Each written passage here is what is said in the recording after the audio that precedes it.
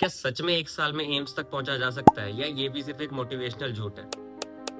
ECG होता है ना, ईसीजी और नीट की जर्नी एक जैसी होती है। आज मैं आपको वो रोड मैप दूंगा जो मैंने खुद फॉलो किया था। My self own, I am MBBS student at AIIMS Jodhpur. I scored 710 marks out of 720 with all India rank 248। और मैं यहाँ इसलिए नहीं हूँ कि तुम्हें फील गुड करा सकूं, मैं यहाँ इसलिए हूँ क्योंकि मैंने खुद ये जर्नी फील की है। मुझे पता है कहाँ कहाँ स्टूडेंट्स गलती करते हैं, क्या सही है क्या गलत है, क्या करना चाहिए क्या नहीं, सिर्फ इसीलिए।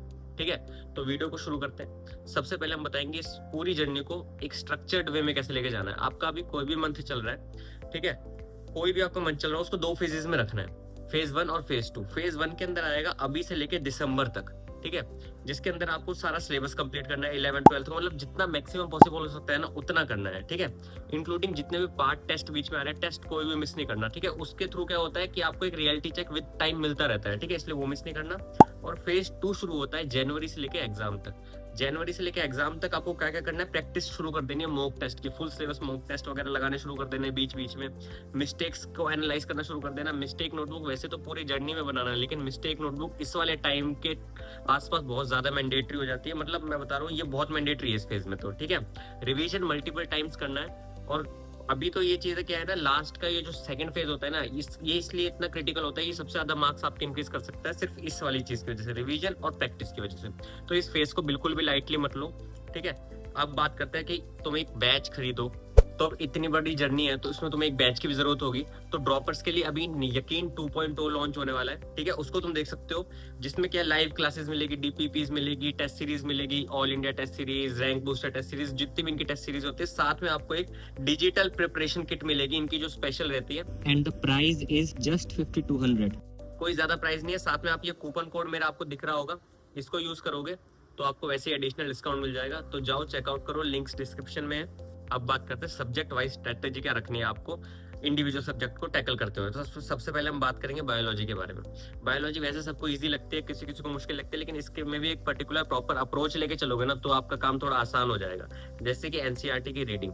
एनसीईआरटी की रीडिंग सिर्फ लोग क्या करते हैं कि हमने पढ़ ली पूरा चैप्टर, ऐसे नहीं होगा।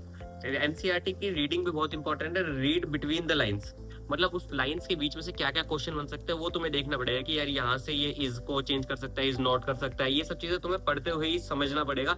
इस डेप्थ से तुम्हें एनसीईआरटी पढ़नी पड़ेगी, ठीक है। हर एक डायग्राम को ढंग से देखो, हर एक टेबल को ढंग से देखो, सारे समरी पॉइंट्स को देखो कि कहाँ से क्या क्वेश्चन बन सकते हैं, मार्क करो उन पॉइंट्स को, ठीक है। और सबसे इंपॉर्टेंट चीज जहाँ बच्चा फंसता है बायोलॉजी के अंदर, which is statement and assertion reason, जिसमें ड्रॉपर्स तो इतना ज्यादा कंफ्यूज होते हैं क्योंकि उन्होंने पहले भी कुछ ना कुछ पढ़ा होता है, फिर यहाँ पे आके कंफ्यूज हो जाते हैं। तो स्टेटमेंट और असर्शन वाले क्वेश्चन के लिए जो मैंने यूज किया था वो ये था, सर्कल कर लो बुक में जब जब पढ़ रहे हो, ऑल, ऑलवेज, नेवर, ये वाली स्टेटमेंट्स हैं, ऑल को नेवर को सर्कल कर लो। एटलीस्ट तुम्हें पता रहेगा पूरी बुक में कहाँ कहाँ पे ये चीजें लिखी हुई है।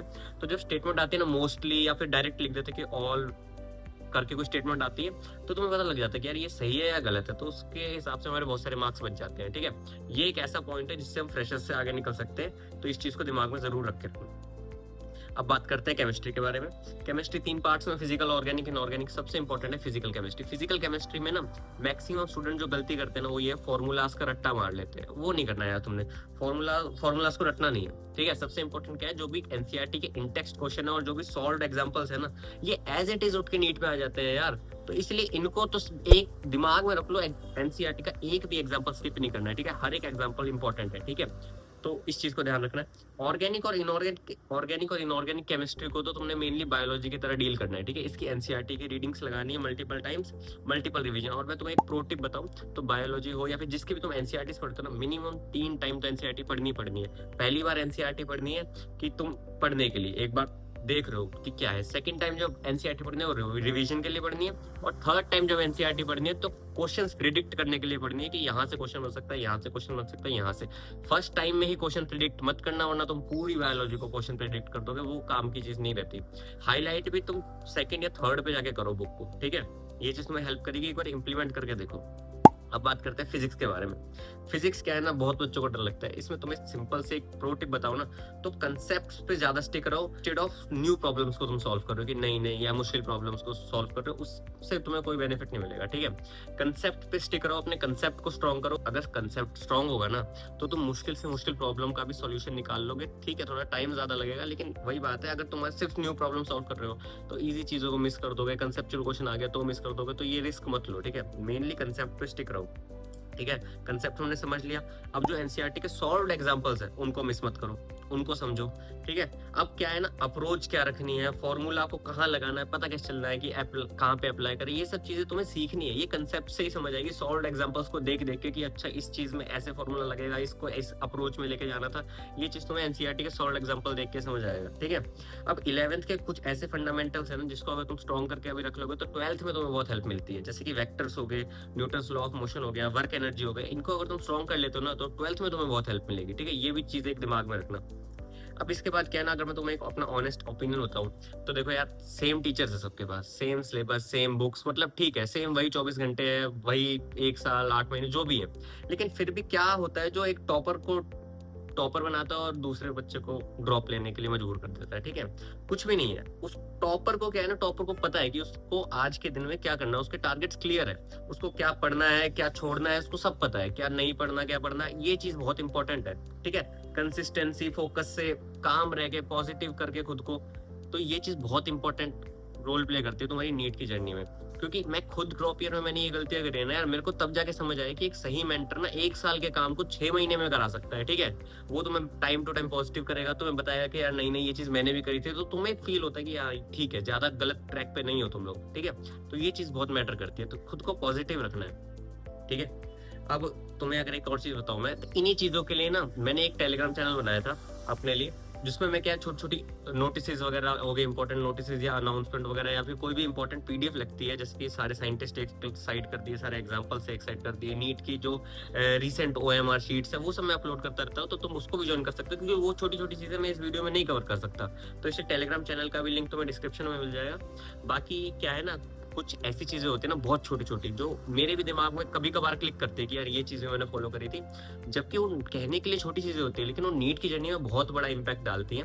ठीक है, तुम अगर तुम्हें, जैसे कि मैंने अपने मेंबरशिप वाले में मेंबर ओनली वीडियोस में डाल रखा है, वो मतलब जैसे जैसे मेरे को याद आती है मैं एक शॉर्ट बनाता हूँ, उसका टाइटल रखता हूँ और डाल देता हूँ। तो जिसको थोड़ा और डेप्थ में चीजें समझनी है वो उस मेंबरशिप को ज्वाइन करके वो चीजों को भी समझ सकता है। ठीक है, वो भी तुम्हें कहीं ना कहीं हेल्प ही करेगी, वरना तो मैं यहाँ पे आके तुम्हें जो जो चीजें होती है मेन मेन सब बता ही देता हूँ। ठीक है, अब तुम एक चीज समझो मेरे को, ये जो ईसीजी होता है ना, ईसीजी और नीट की जर्नी एक जैसी होती है। ठीक है, जैसे अप्स एंड डाउन आते रहते हैं, मार्क्स मेरे भी कोई ऐसे स्टीप में नहीं गए थे, ऊपर नीचे अच्छा खासा डिप आता है। ठीक है, तो उससे घबराना नहीं है। इनफैक्ट अब तुम सोचो कि यार ये तो चीजें खराब है, तो मतलब यार खुद समझो ना, एक स्ट्रेट लाइन का मतलब है कि नीट की प्रिपरेशन डेड है, तो तुम्हें ये काम नहीं करना। ठीक है, खुद के दिमाग में बना लो कि ड्रॉप लिया कोई बुरी बात नहीं है भाई, गिरना गलती नहीं है, गिर के ना उठना एक गलती है, तो हमने उठना है। ठीक है, तो अभी कमेंट करो, ठीक है, और उसमें लिखो नीट 2027 माय लास्ट अटेम्प्ट, खुद से प्रॉमिस करो यार, मैनिफेस्ट करो। ठीक है, एटलीस्ट तुम्हें खुद को ऐसा रियलाइज होगा कि मैंने कहीं पे कमिट कर रखा है। ठीक है, और कमेंट सेक्शन में मेरे को बता दो सबसे डिफिकल्ट सब्जेक्ट तुम्हारा कौन सा लगता है, ताकि मेरे को भी आइडिया लग जाए ना मेरी ऑडियंस को क्या चीज ज्यादा चाहिए। ठीक है, मैं भी जेनरिक वीडियोस बना बना के थक गया हूँ। ठीक है, तो एंगेज हो, कमेंट में बताओ क्या प्रॉब्लम है, मेरे को जैसे जैसे टाइम मिलेगा मैं रिप्लाई कर दूंगा। ठीक है, और किसी को अगर पर्सनली मुझसे बात करनी है कि हाँ यार स्ट्रेटेजी या गाइडेंस पर्सनली लेनी है, कोई ऐसा पर्सनल टॉपिक है, तो भी तुम मेरे साथ एक 1-to-1 सेशन बुक कर सकते हो, मेंटरशिप ले सकते हो, लिंक उसका भी डिस्क्रिप्शन में, जाओ बुक करो। ठीक है, कुछ ही टाइम स्लॉट्स पे मैं अवेलेबल रहता हूँ, तो मेक श्योर कि जब भी तुम्हें सोच रहे हो कि हाँ मेरे को इस डेट को अगर सेशन चाहिए, तो make sure to book prior. ठीक है, उसकी कोई दिक्कत नहीं होगी। वीडियो जरा सी भी हेल्पफुल लगी हो तो वीडियो को लाइक करो, चैनल को सब्सक्राइब कर लो, क्योंकि इंपॉर्टेंट चीजों को मिस मत कर देना, बस तो मैं ये कह रहा हूँ, बाकी तुम्हारी मर्जी है, सब्सक्राइब चाहे मत करो, ऐसे ही देख लो वीडियो, लेकिन इंपॉर्टेंट चीजों को मिस कर दोगे ना तो कोई और बंदा तुमसे आगे निकल रहा है, बस इसलिए बोल रहा था। ठीक है, तो that's all for this video, good bye.